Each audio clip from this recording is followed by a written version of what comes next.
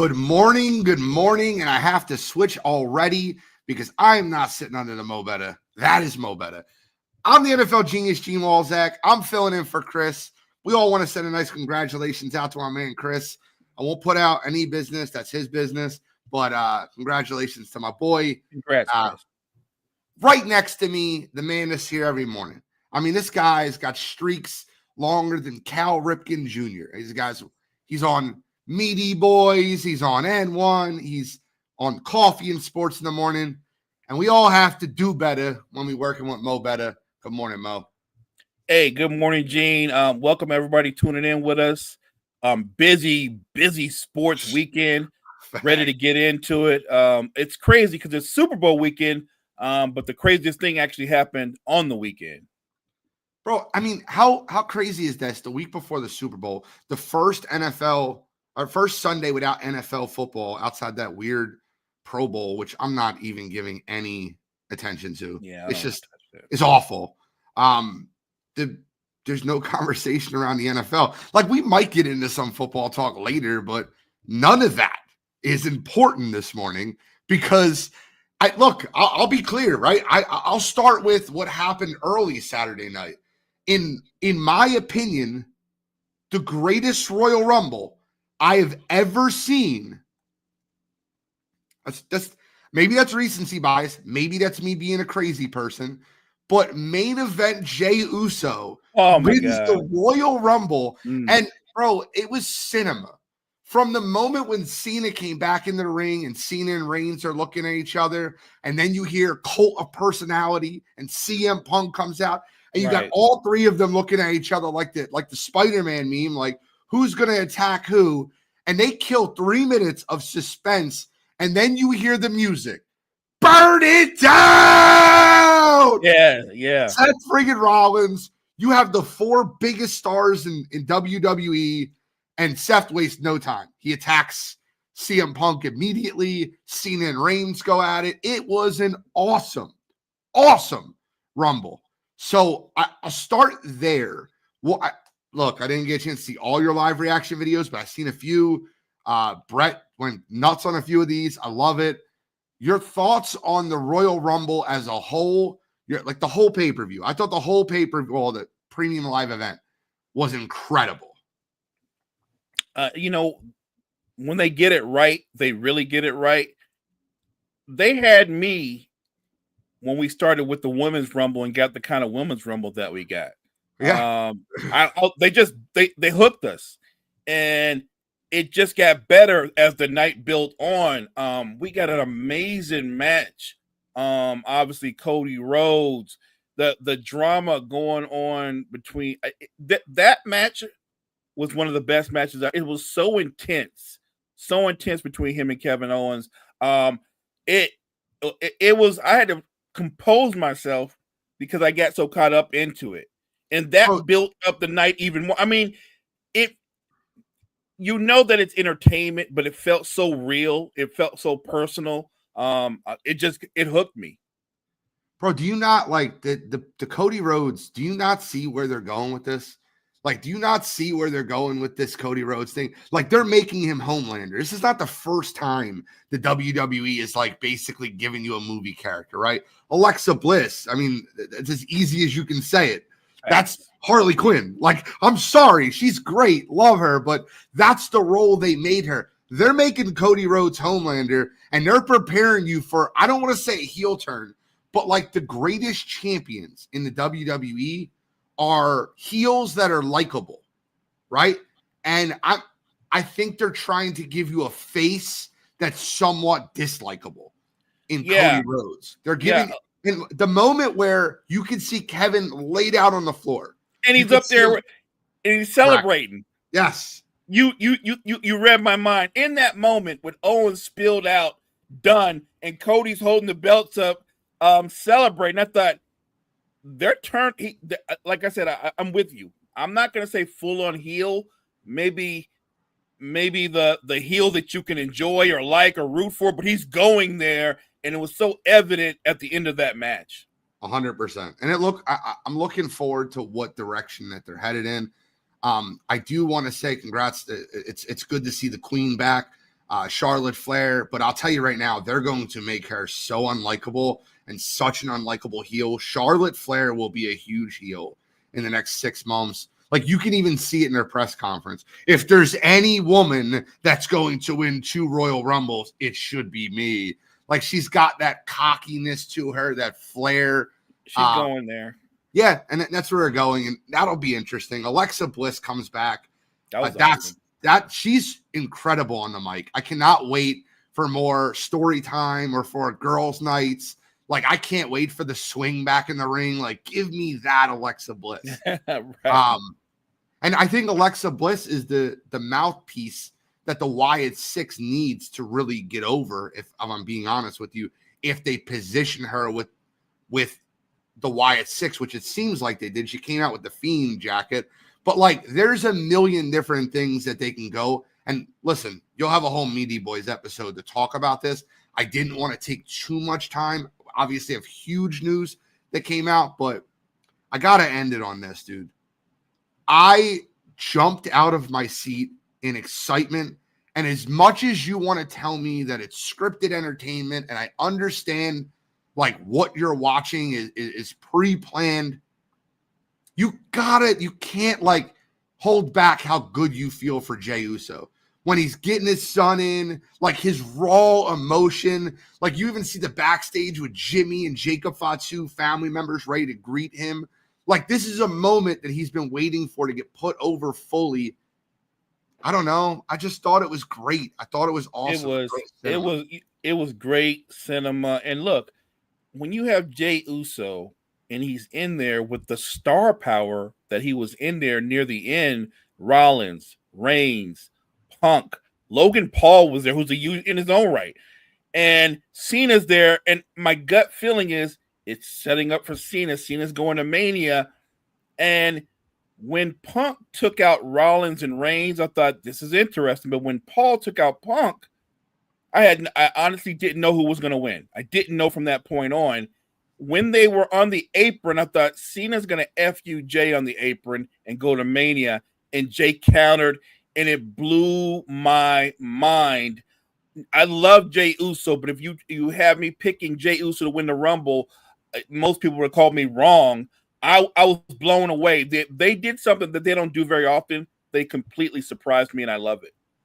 And you say that with Uso winning the Rumble, but I was going to be annoyed. As great as Cena is, you can't throw him in the Rumble with no real promo. He has one promo. Then he's going to go away for a month to shoot a film. He's not going to come back until Elimination Chamber. Right. And then have him win the Rumble. That'd have been terrible. I don't even know if Cena's going to be in there on Monday Night Raw. He's got to fly out. Like, I don't even know if that's one of his scheduled dates. You couldn't have him win the Rumble. You couldn't. And I say what you want. I could be blasphemous. I could be wrong saying this, but I actually thought his press conference was annoying. You know, I've given 25 years of service to this company, and I deserve to main event WrestleMania, and that's what's good for the business. And I don't think it is. I think it's terrible for the business. You haven't won a match in 2 years. Like, let's just be clear when we say it. You haven't won a match in 2 years. Now, granted, you've put a lot of people over, and you're a great advocate for the business. 100%. But you got a guy like Cody Rhodes that went 56-3 last year. You haven't won a match in 2 years, and you're going to win his title? No. I don't believe that. I don't believe it. But look, I want Cena to have a great farewell tour, and I think he can. He doesn't have to have a belt around his waist to have a great farewell tour. I completely agree with you. And how do you put him over when you've got the likes of Punk, Reigns, and Rollins all in that mix? Let's not forget the guy that wasn't even there, Gunther. Like, I just don't know how you put him over at a time when these guys are all at their peak. Like, we know it's entertainment, but it's got to be entertainment that we can buy into. I don't think Cena will go on a heel run to end it. Control as Cena goes on a heel run. I don't think that's what they'll do. I think it's going to be a true farewell tour. But and then Brett says that's the John Cena people wanted to see. Many people saying they wanted to see Super Cena, and they might get it. I don't know, man. Maybe I'm just disagreeing. Maybe listen, we all have a right, and that's the fun part of talking about this. That's the fun part of having these debates. I wanted to wait. I didn't want to do the first thing in the morning. First thing I wanted to be was Royal Rumble because I wanted everybody to have a chance to hop in. Yeah. I can't wait any longer. I can't wait. We're 11 minutes into the show. At 11:55 p.m. Eastern Standard Time, I get a text message of a report from Shams that Luka Doncic was traded to the Los Angeles Lakers for Anthony Davis. Now, the first thing in my mind is Luka must have requested a trade on the back end. Luka did not request a trade on the back end. The second thing in my mind is, well, they must be getting a haul. It's got to be getting more. It's got to be like 4 first-round picks. They're not getting 4 first-round picks. It took me a while, maybe a full day, to really analyze the trade. And, you know, I've seen Brett numerous times. Nico's the biggest idiot on the planet. Cottrell woke up thinking this has to be fake. Yeah. I've heard your take on TikTok. If you don't mind, I'd like to give mine quickly, and then I'll hand it over to you because you have a great take, and I like where you're at with it. I think it's a terrible move long-term for the Dallas Mavericks, and I'll explain to you what I mean by that. You have a 25-year-old superstar, a 25-year-old face of the NBA type player, 25 years old, prime of his career. He could be a multiple MVP winner. He could break record after record. He is the face of a franchise, and you're trading him for an aging superstar. And listen, Anthony Davis is not that old. He's not like Jimmy Butler old, Paul George old, but an aging superstar that's often injured. Actually, right now, he's out injured. He has an abdominal injury. Right. And you didn't get a lot back in the future, right? You got 1 first-round draft pick, but you didn't really get much back in the future. But let me just preface this with a really, really big but. I actually think Anthony Davis fits better with the collective group the Dallas Mavericks have right now. Kyrie at the 1, Klay at the 2. Dallas was playing negative defense, and it was very obvious that when Kyrie, Klay, and Luka were all on the court at the same time, they just weren't gelling the way I guess they pictured. I said immediately when Klay Thompson signed there, this is not going to help them win. This is not a good fit for them. This is not Klay of 6 years ago where he can play defense. He doesn't play good defense anymore. I mean, he's adequate. Kyrie is not an adequate defender, and Luka is a liability. So as much as the scoring you see with Luka, Kyrie, Klay, they had no real rim protection. And what Anthony Davis brings to you is a guy that can absolutely man up the paint. If, and this is a huge if Anthony Davis is healthy, if you can guarantee me a healthy run in the postseason, I think Dallas has a better chance of winning the title this year. I don't think they will with Anthony Davis than they would have with Luka Doncic. And that might be a hot take. That might be crazy. And on the Lakers side of things, I don't think they have any chance of winning the title this year. I think you basically just said, oh, we're terrible defensively. We have 1 rim stuffer in Anthony Davis. Let's trade our best defender for another awful defender. Luka can't defend. LeBron defends selectively, like when he wants to. Austin Reeves is not a plus defender. No. I don't know what this does, except for the Lakers. They're looking towards the future. They can build around a superstar in Luka Doncic. Mo, I'll stop. I know that you have a lot of thoughts. I'll head towards you. Honestly, you kind of echoed a lot of my thoughts. I look at the move twofold. That one, there had to be a cultural issue, I'm talking about within the locker room between management and Luka or something, because I don't know how you make that disconnect. He is 25. Yeah. He's a franchise player who's 20. He just turned 20. He's young. And I hear Nico Harrison in his press conference say words like, we're looking at, it's just about culture and about winning. And so, look, maybe he's gambling on, because of the roster that they have, you add an Anthony Davis. I get it. In the Western Conference, if you add Anthony Davis to that roster, I think that's the second best team in the West. And depending on the matchup that they get in the playoffs, they have a legit shot to come out of the West.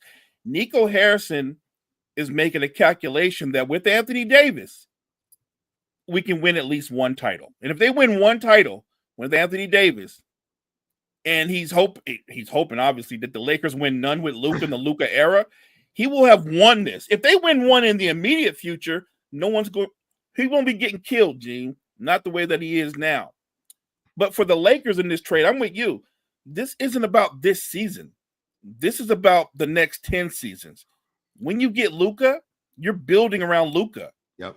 You're doing something that has never happened to LeBron James.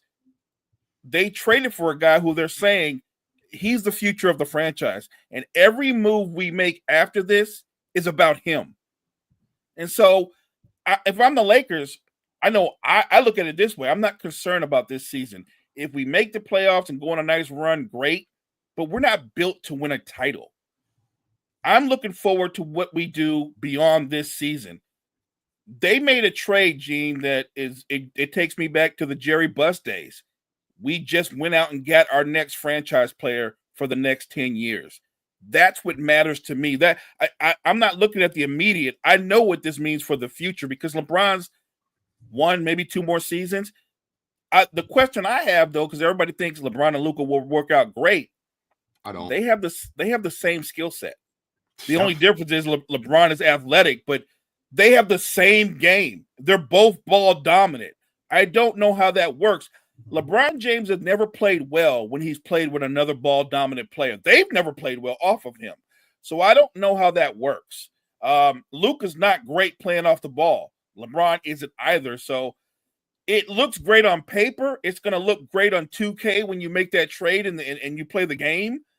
But I think the Lakers are going to look more like a 500 team, maybe below the rest of the season, because you're going to have a lot of growing pains and they have no bigs. I have to assume they're going to go out before the trade deadline and try to acquire at least a serviceable big. But still, to your point, they were a mediocre to below average defensive team.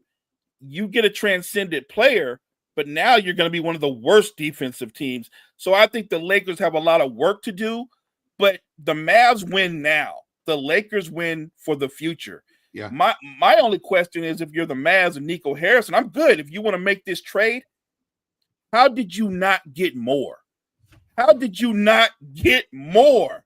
Like, they kept Austin Reeves. If I'm getting back Luka, I'm getting AD, Austin Reeves, and the picks. And that's what I don't understand. The trade is crazy, but you should have cleaned the Lakers' house, and they didn't. And that's what blows my mind. I do want to go to this comment right here. Brett says, I'm going to read the whole thing because it can't all fit on the screen.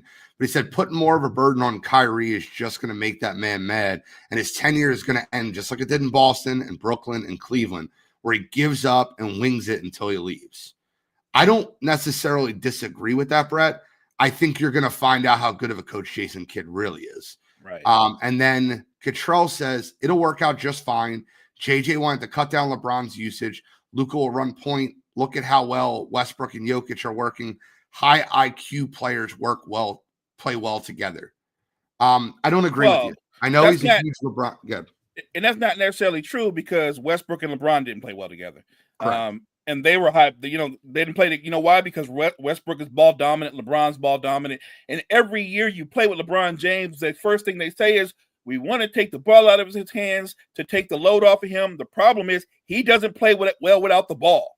He has to have the ball in his hands to do what he does. So, no, it's not going to work out fine. There might be a game or two where they both score 35 and put up numbers and everybody loves it. But the idea that LeBron and Luka are just going to fit seamlessly, I don't see that. And honestly, if I'm Rob Pelinka and you went out and you were able to get this deal, I'm not sure I'm done dealing. I'm not sure I wouldn't go to LeBron and Rich Paul and go, the Warriors were talking about a thing. I'm just saying because you're not part of the future here. So you know what I mean? You guys interested? Because I know that's what I would do. I 100% agree with you. And I think that look, I can't wait. There's two things that I cannot wait for. Two things. One is I cannot wait for the first Luka LeBron spat on the floor because both of them are overly emotional and you're going to see them yell at each other. It's going to happen. I promise you, if they play out the rest of this season, you're going to see an argument between these two players on the court. Second, and I'll pay for this. I'll spend money. It'll be pay-per-view. It'll be a premium live event. I'll say this. I want so badly for the Dallas Mavericks to play the Los Angeles Lakers in the playoffs. Oh, wow. I want that series more than anything. I'll watch that series more than I'll watch the NBA Finals. Because if any team, and I mean this when I say this, right? I think Dallas is right now equipped as a better basketball team than Los Angeles is. But I'll tell you right now, the Lakers are going to upset them. Because Luka is going to go scorched earth on his old team and be like, "Oh, you wanted to trade me?" You just read my mind. He's going to average 40, 10, and 10 that series. Yeah, here's the thing though. People are talking about what they lost and losing Luka. I understand that. Anthony Davis isn't just a guy. He's not just a guy. You are getting back a guy who can drop 28 to 30 on a given night, give you 11 rebounds, 2 blocks, and he's an all NBA defender. Not to mention he can draw a double team the old-fashioned way. You throw it to him in the post, no one guy can guard him. He's going to get guys open shots because he draws a double team. He's doing it differently than Luka, but he can draw a double team and be effective that way. There's a drawback to Luka, and I'm a fan. He can sometimes dominate the ball to the point where everybody else is just watching him and it becomes stagnant. It's part of his game. Hell, it's part of LeBron's game. I don't know how you can have two people. They're not just ball dominant. They both take 19 to 20 shots a game. I don't know how that works. It works great on paper, but actually and their personalities, Gene, you brought it up. The first time Luka doesn't hustle back on defense, LeBron's going to say something. Luka's probably going to take it 1 or 2 times, and then they're going to get into it literally on the court. Brett says this perfect. Refs are going to boycott Lakers games with Luka and Bron, complaining about all calls for 48 minutes. It's going to cause a ref shortage. And then Brett said Luka's so great that Mavs fans are acting like they got Hassan Whiteside. They are. I mean, Mavs fans are absolutely boycotting. They brought a hearse in front of the stadium. Yeah. Look, you should be upset because I think Nico Harrison is being very short-sighted. Nobody trades away a 25-year-old superstar. They don't. Your window with Anthony Davis is this year, maybe next year, maybe 3 years tops if you can keep him healthy. And that's a big if with Anthony Davis's history. Your window with Luka is the next 10 years. And because Luka's game isn't predicated highly on athleticism, I think his game is going to age a lot like Joker's game because his game is about skill. I'm so interested and intrigued of what happens in the future, but I do want to add Nico Harrison's press conference. I don't know if he was told to go out there and own the whole thing or if he just wants to get in front of it and own the whole thing, but that was a really awkward press conference to say the least. I'll say this, right? I think Jason Kidd made it very clear to the Mavs ownership and general manager, look, dude, you go out there and you better say I have nothing to do with this. This is your call. I'll coach the team, but you better not go out there and say I wanted this or because he's like, let's just be clear. Jason coaches the team. I make the calls. Right. It felt like a guy that was trying to be like, I'm in charge. You ever run into those bosses that stand people up against the wall and are you with me or against me? That's the way it felt. Am I right? It looked like he was doing a WWE plug, right? He was trying to be that hype about it. And without saying much, I thought Jason Kidd's facial expressions said a ton. Jason Kidd's facial expressions, I had nothing to do with this. They made this decision without me. He's right. I do coach the team. He made this. He's going to own this. again, if you're a Mavs fan, how do you not go bananas? My like I keep coming back to, the trade is horrible to me. But if you're gonna make that trade, you're getting every pick the Lakers have, and you're getting Austin Reed. You're gonna get everything they have to offer that's not named LeBron James. And I just thought, if you're gonna give up Luka, you would get so much more. Like, you know how many teams would offer bigger packages? They and Nico Harrison said, no, we targeted Anthony Davis. Like, I get that you targeted AD, but you still should have got so much more. You made the phone call to Pelinka. He didn't call you.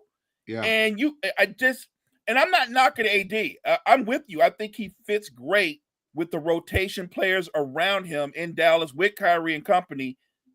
I'm just saying AD is so short term, and Luka is going to be one of the faces of the league for the next decade or so.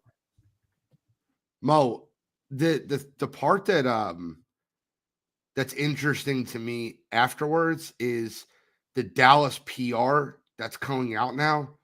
We got ahead of the Supermax. Luka wasn't going to resign here. Then the reports come out about his conditioning. Yeah. Like, they're not only are they trading him without him asking for a trade, not only are they discarding a 25-year-old superstar, now they're trying to badmouth him behind like leak negative press. You see LeBron got all over that when they said LeBron was growing tired of Anthony Davis. LeBron went right on Twitter and goes, "That's an effing lie. That's a lie." Right. I find it very interesting how the public relations committee is handling this for Dallas, right? His conditioning is a problem. His conditioning wasn't a problem when I guess it was a problem. But he did take you to the finals. Correct. I don't know, man. I'm very interested to see how this all plays out. And it's made basketball, like, I'll tell you right now, the person that's probably most excited about this is the guy that runs the league, man. Adam Silver has to, because this has made basketball the focus of conversations this entire week. It's great for the NBA. It is, especially during Super Bowl week. Super Bowl week, football's king all year. Football will always be king. That won't change. But this was so big, it actually puts football to the side just for a minute because it was such a big seismic trade. And I do think this trade is going to have reverberations throughout the Western Conference for the next decade or so. It puts a lot of the younger superstars that everybody is so high on notice because, no, I don't think the Lakers are a threat this season. I don't. But I do think what they were able to pull off in giving up what they gave up, I think they came away clean. They still have the ability to go out and make another move. And I think that's the interesting part to me. You're telling LeBron James, you're in on this, but everything we do is about this guy beside you now. It's about 77. I don't agree with this either, Gatrell. I think Luka is one of the toughest superstars to play with in basketball. He's when LeBron retires, stars will line up to go play with Luka in LA. I don't think stars will line up to play with Luka. I think Luka is a great spot for a good role player, a guy that's a 3-and-D guy that's going to spot up. He's very tough to play with as a star. You know, we had this conversation last year when we said what superstar would be the best to pair with Luka. And we were like talking like Paul George or like guys that don't need the ball in their hands. And obviously Paul George would be a terrible answer because he doesn't play. But what superstar do you think would be a perfect pairing for Luka? And it might be AD. Like, it sounds funny because they're not in the same, that's the trade, but I think AD would have been a good fit for him because look, you've already got the model for it. AD showed you that he could work with LeBron, and LeBron's ball dominant in every way too. So it's funny because people say that superstars they might come and play with Luka through a trade, but if a superstar is a free agent, I don't think he's going to break his neck to come to the Lakers. I don't. Just to be fair, though, there's been superstars, been free agents when LeBron was there that they didn't break their necks to come there. Like AD came in a trade. He came in a trade. Westbrook came in a trade. Like, I don't see a lot of guys as great as they are, they're not easy to play with. And if you're a superstar, what you're not used to doing, you're not used to watching another guy dribble the air out the ball and then decide whether or not he's going to shoot or pass. You're not used to that. And that's hard to get used to. I don't see Luka changing his game. I do think, like you said, you can get guys around him that play a role. Like the young man that plays with the Brooklyn Nets would be ideal for him. I think his name is Cam Johnson. Cam, he was on the Suns.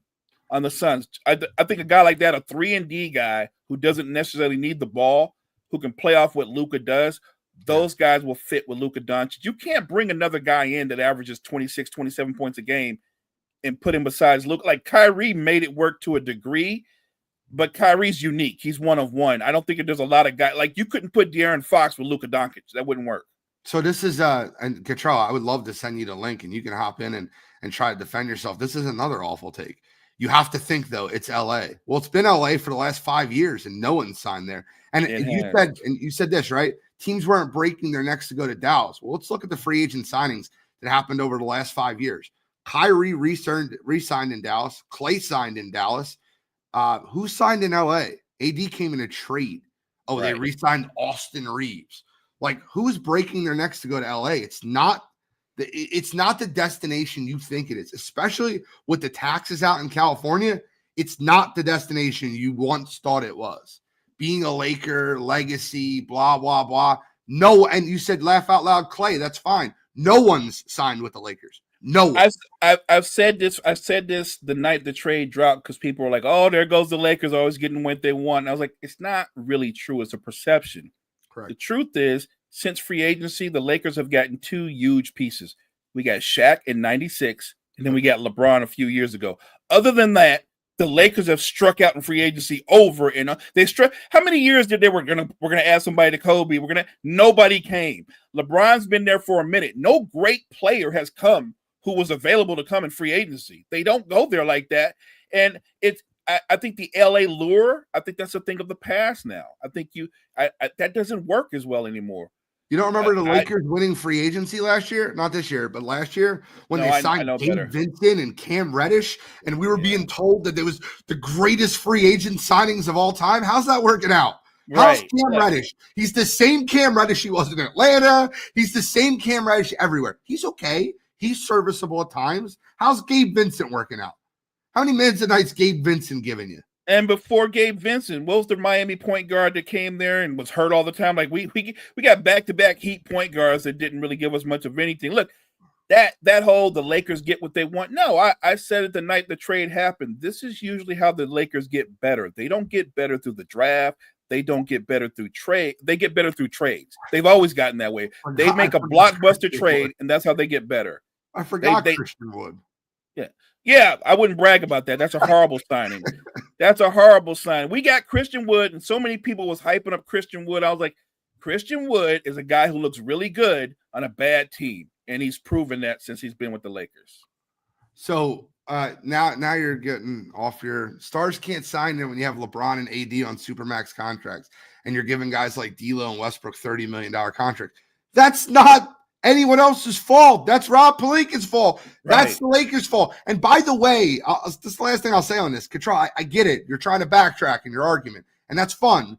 But Russell Westbrook was an emergency option. It was not their first option at offseason. Wasn't that the Kawhi offseason? Wasn't that the where everybody's signing everywhere and they had to they settled for Russell Westbrook? Oh, they were going to get they weren't going to get DeRozan. And then at the last minute, for some reason, because LeBron said he loved to play with Westbrook, and Rob Pelinka made it happen. He made it happen. The Westbrook move, it was a bad move. Look, granted, I'm not obviously Russ isn't the offensive talent that Luka is or the score. I'm not saying he is, but I am saying you put 2 alpha ball dominant players on the same floor, and neither one of them really engaged defensively. Like, how do they not argue almost every other game? How is that going to work? Facts. Like, we always say, we're going to take some pressure off LeBron so Luka handle the ball. How long is that going to last? How long? Because LeBron doesn't play off the ball. That's not what he does. he's not gonna like standing in the corner watching Luka dribble the air out the ball any more than Luka's gonna like it when he dribbles the air out the ball. We do have another big trade that just happened yesterday. De'Aaron Fox was traded to the Spurs. The Kings land Zach LaVine, who I forgot was in the NBA. Like, that's how irrelevant he's been. I'm kidding. I knew he was in the NBA, but the Kings got a load of draft picks in Zach LaVine. A lot of those draft picks, especially the Hornets' first-round draft pick, will be very usable, right? You got the Hornets' first-round draft pick, which could be top 5, you know? The Bulls, I don't know what the Bulls did in this pick. I really don't. They got Zach Collins, Trey Jones, Kevin Huerter, and they got their own first-round pick back from the Spurs. How did you see that trade playing out? I think it's very obvious that the Spurs getting De'Aaron Fox was the win of this trade. I think of the 3 teams that made this trade, and if you're giving a second place out of the 3 teams, you got to give it to the Kings, I guess, for the picks. But how did you think that so I think for the Bulls, getting back their first round pick and getting off of Zach LaVine's contract, that was the win for them. For the Spurs, you got Wemby instantly. You got him a running mate. You got him an established running mate.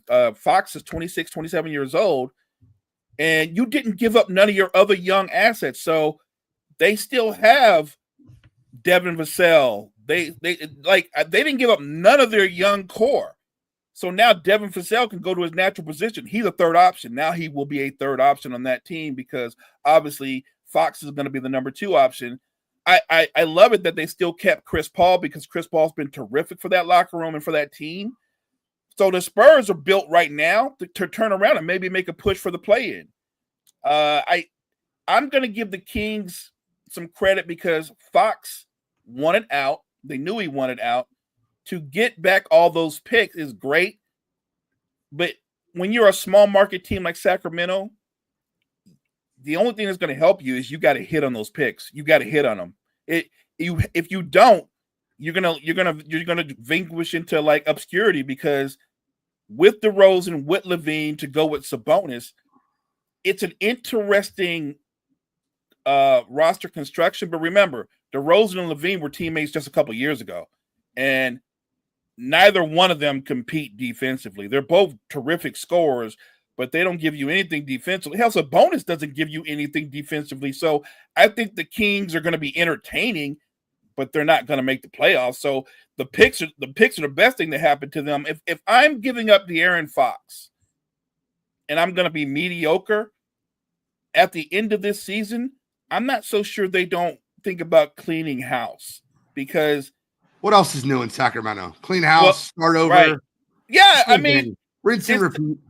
It's such a Kings thing because Sabonis is a really good player, but you can't build around Sabonis. He's not that guy. And DeRozan is, I think he's 35. He's on the other side of his prime. LaVine is at best on a title contender. He's a third option. So I think their win is the picks. But in the immediate, you just said it. Sacramento does this all the time. Once they start getting good, they get a star, and they end up having to reset all over again. So the real winner in this trade to me is the Spurs. Yep. Clearing away. I guess the Bulls did okay because they wanted to get away from those last 2 years of LaVine's contract, but I think this is this is almost as lopsided as Luka to the Lakers because the Spurs didn't give up none of their core players. So they're good.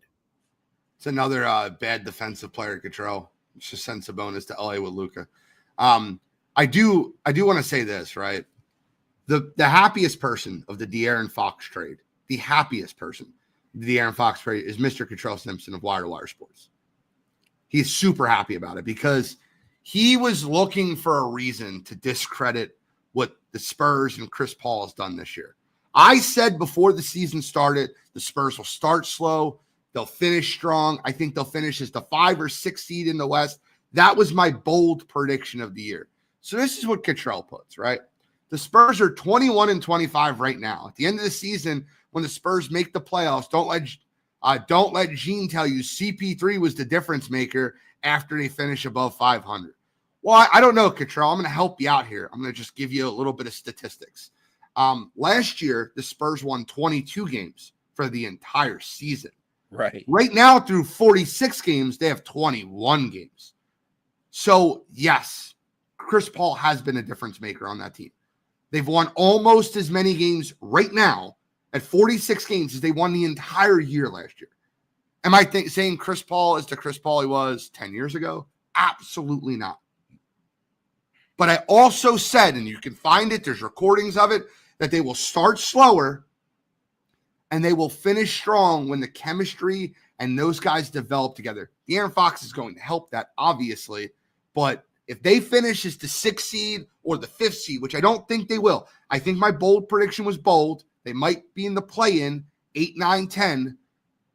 But if they do finish there, you can't say that's not an unsuccessful move from me saying that. Fox will be the difference now. Fox will be the difference now. Stop it, Cottrell. You're literally, I know the one thing that my man Cottrell, I love him.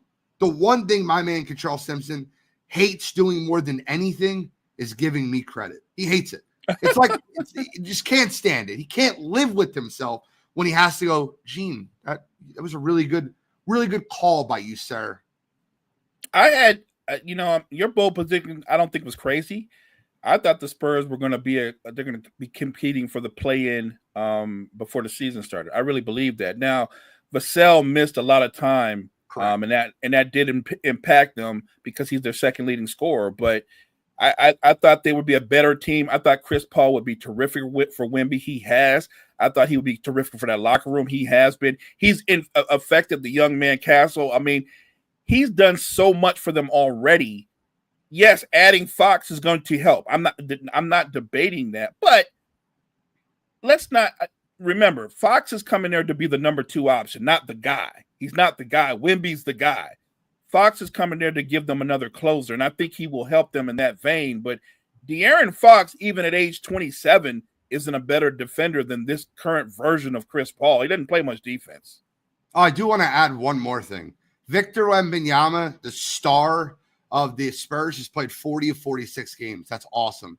Devin Vassell's played 31 of 46 games. Steven Castle, their first-round picks, played 45 of 46 games.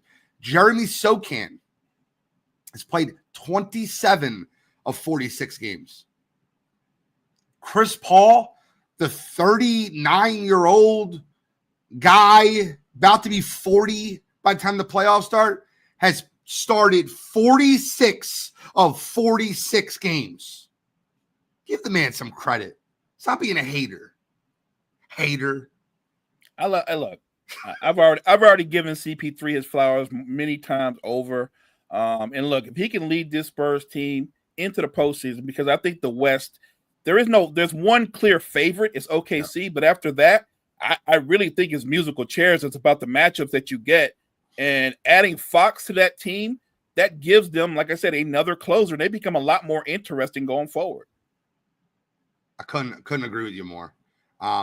We're gonna move on. 2 awesome trades to talk about. I told you, anytime I come on this show, I'm gonna give shine where I can give shine to the WNBA. And the WNBA's free agency and offseason is continuing to heat up. It's heating up. I want to talk about the Indiana Fever, who, by the way, if you didn't know at this point, I have made, until Philadelphia gets themselves a WNBA franchise, I'm a Fever fan. I was a Fever fan from the moment they drafted Caitlin Clark. Love her game. I'm a Fever fan until you hear otherwise from me. Let's talk about the signings for the Indiana Fever. I'm excited. I'm excited to look at what the Indiana Fever have done this offseason. Let's talk about some Caitlin Clark. Let's talk about them re-signing Kelsey Mitchell. Let's talk about their depth chart. Their depth chart last year, and listen, Lexi Hall came on late. She did. She was not a part of the beginning of their team depth chart. She was not. Their depth chart going into the season with DeWanna Bonner, a 2-time WNBA champion, 6-time All-Star, Aaliyah Boston, Caitlin Clark, Sophie Cunningham, Natasha Howard, who last Wednesday, a day before she signed, on Wire to Wire, your boy called Natasha Howard signing with the Fever. That team has depth. Katie Lou Samuelson played good basketball last year. I don't know, man. The Fever got a team that can compete this year. I'm not saying they're the Liberty. I'm not saying they're the Aces. I'm saying they're the third best team in the WNBA right now. Am I crazy for saying that? I'm saying they went from having 3 players to like 8, 9 deep. Correct. And like that's so huge. Depth matters in any sport, but especially the WNBA. And I love Kelsey Mitchell, by the way. Her coming back, I thought she balled. She was a perfect sidekick to Caitlin Clark. I'm with you. I don't think it's a crazy take at all. You know, you can't predict health, but let's say everything going right, everybody's relatively healthy. They leap up and become the third best team in the WNBA. I completely agree with you. I think that them as a whole, and I bro, listen, the more you look at it, right? They've surrounded Caitlin and Aaliyah Boston with absolute stars that can come in and fit what their brand of basketball can do. DeWanna Bonner brings that veteran leadership. I mean, I get it. She's not in the prime of her career, but she's won 2 championships. She brings that toughness. She brings what that Fever team needed last year that Nalissa Smith did not bring to them last year.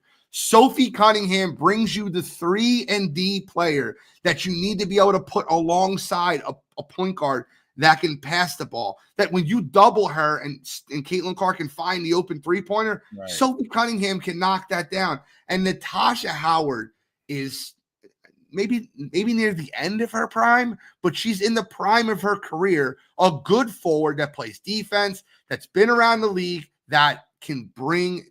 She comes back to Indiana where she started her career, that can bring them that veteran leadership also. They got scorers on that team. I love it. I think they got scorers, and they got some veterans to have Caitlin's back. I think that's what they did. They brought in some veterans, some proven players that are playoff tested. They you know what? They just they had a great off season. You put people around Caitlin Clark like that are capable, proven veteran players that know how to win. The Fever are going to be scary. They are. They're going to be scary. Do want to Cottrell brings this up, and it's a good point. He goes, let's talk about the Dallas Stars with a big 3 of Arika Ogunbowale, DeJounte Carrington, last year's WNBA player, most improved player, and they're going to get Paige Beckers. They're going to get Paige buckets. First overall pick, that they already have it, and it's a no doubt about it, right? That's the big 3 they're going to run with. They're going to be 3 guard. They're going to be very backcourt dominated, but as a whole, Dallas has made some moves also. The Lakers are going to have, or sorry, not the Lakers, the Sparks are going to have a big 3 with Kelsey Plum, with Cameron Brink. Right. They're going to look really good, right? So there's a lot of different teams in the WNBA that are making moves. The only team that just, I don't know which direction we're headed. What the hell is going on with the Connecticut Sun? I knew you could. Why are you just giving everyone away? Yeah. They were in the semifinals last year. They were 1 game away from going to the WNBA finals. Like, we're done. Rebuild. Like, what the hell is happening with the Connecticut Sun? I don't understand that at all. You're one of the best teams in all the league, and like you said, you're a beat away from going to the final. I don't understand that. I don't know how you disassemble that roster with the talent that you had top to bottom.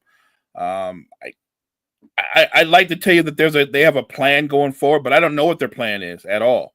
That makes no sense to me. Not when you look at all the moves that you just mentioned that all the other teams, everybody else is loading up and going for it. Like everybody's putting it. I mean, the front offices in the WNBA, they're killing it. When you mention the trades that have happened, the moves that have acquired with the Fever, with the Sparks, like I'm just excited because it seems like suddenly there's even more star power throughout the league. And I love that. I hate Kelsey Plum having to get moved, but at the same time, I think she's going to be terrific for the Sparks. I do. I do. And she carries her own fan base as well. So I just think the league overall is going to have more exposure. And I love that for the W. I'll say this. I think what the Aces did is a very win now move. Yeah. You obviously have Asia. Jewel Lloyd was great. And look, the thing with Jewel Lloyd is it's hard for me to think that a lot of these, and look, I've mentioned this before. I think that the WNBA is a very cliquey league. I've said that over and over again. It's hard for me not to believe that the Olympics didn't lead to this Jewel Lloyd, A'ja Wilson marriage. It's just hard for me to believe that didn't happen. But we'll obviously see more and more as we go on with the WNBA. We're going to keep reporting it. I am going to give you as much as I can in WNBA to keep that sport as relevant as it should be. If you go on ESPN.com, and I mean this, right? You'll look at the sports, and I'm so used to going to more sports. You know what I'm talking about? It goes football, basketball, baseball, and then like you get to the end, it goes more sports, and it's got like badminton, WNBA. You're right. Seriously, you're right. Right? Like on ESPN right now, it's NFL, MLB, NBA. That makes sense. That's the big three. The fourth is the WNBA. I love it. I love it. I love it. I'm with you. Give these girls some credit, man. I love it. Support women's basketball. Should be supported. It's good stuff. Do have one more topic I just wanted to bring up before we get done. And we'll keep talking. I have morning shows every day. But one more topic that I want to bring up before we get done. There is, I don't know how to put this the right way.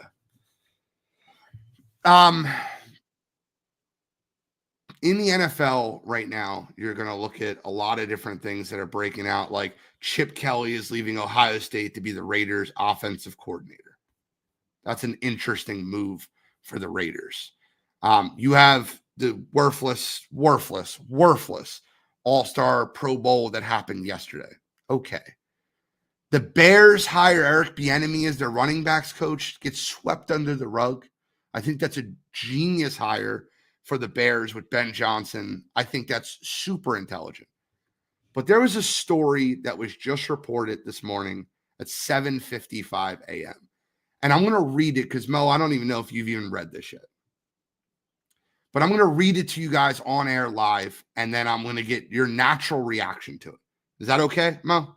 Yeah, let's do this. All right. So as New Orleans church leaders braced for a fallout from publishing list of a predatory Catholic priest, they turned to an unlikely ally, the front office of the NFL's franchise, New Orleans Saints.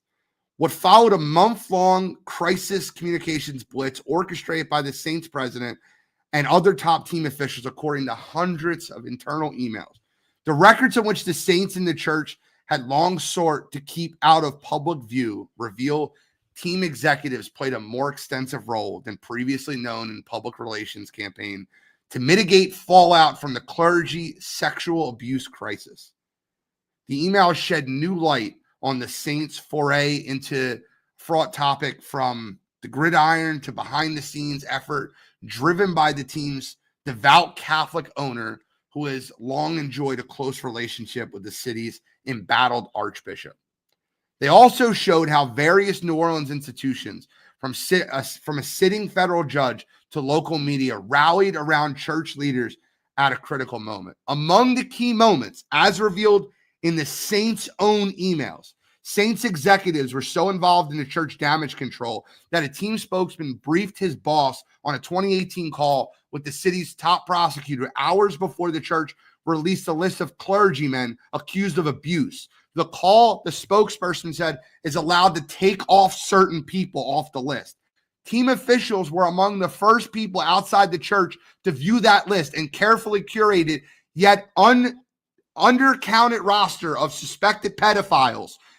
The disclosure of those names inevited civil claims against the church and drew attention from federal and state law enforcement. The team's president drafted more than a dozen questions that Archbishop Gregory Amen should be prepared to answer as he faced reporters. The Saints senior vice president of communications provided fly-on-the-wall updates to local media interviews, suggesting church and team leaders were all on the same page. He's doing well. Wrote on, as the Archbishop told reporters, was committed to addressing the crisis. This is our message. Mo, there's a lot more. that came out, and I advise you to read the entire story. But if this report is true, which by all means it should be, I don't know how it's not. Everyone in the Saints organization needs to be fired. Everyone that's involved in this. You're covering up a pedophile ring. You're that, like, are you out of your friggin' mind? Is this real? Is this real life that we're witnessing with an NFL franchise in which the owner is so close to the archdiocese and the Catholic Church that you're basically covering up sexual misconduct and predatory behavior? It's disgusting. If the reports are true, it's beyond disgusting that your owner, the president, would wield the kind of power to help cover up this disgusting behavior, these crimes. And you say everybody should be fired. Fired, but investigate it too. And if they need to be prosecuted, if there's any way, if they're guilty, then they should be prosecuted to the full extent of the law. These kind of stories, sadly, you hear them more often than not. They sicken me. And the crime is horrible. It's horrendous. It's disgusting. But the cover-up is always so much worse because it involves so many more people. And it says something about you as a person that you would extend all that energy to cover something like that up that you know is wrong. You know it's wrong, and you put all those resources and all those people out there to cover it up or sweep it under the rug. I can't say any more. You know more about this particular case than I do, but I know how I feel about stuff like that, and it sickens me. Oh, it more and more came out. It just came out 7:55 this morning. So it's not like but when ESPN puts it as their top story, man, I don't think that they would put just a hit piece out as their top story without any damning material. And I'm sure those emails will get released. I'm sure more and more people will break them down. But Wire to Wire Sports is very committed to giving you all the news and live reactions as you've seen, live watch along to the Royal Rumble, watch alongs to NBA games. We give you the news every day, good or bad. Take it how you might. Great weekend for sports. Great weekend for the NBA. Great weekend for the WNBA. And listen, to me, this weekend felt like the NBA's punch back at the NFL after Christmas. It felt like, we were waiting for a little while for that counterpunch, right? The NFL's like, yeah, Christmas is our holiday now. This felt like the counterpunch. I kind of like that.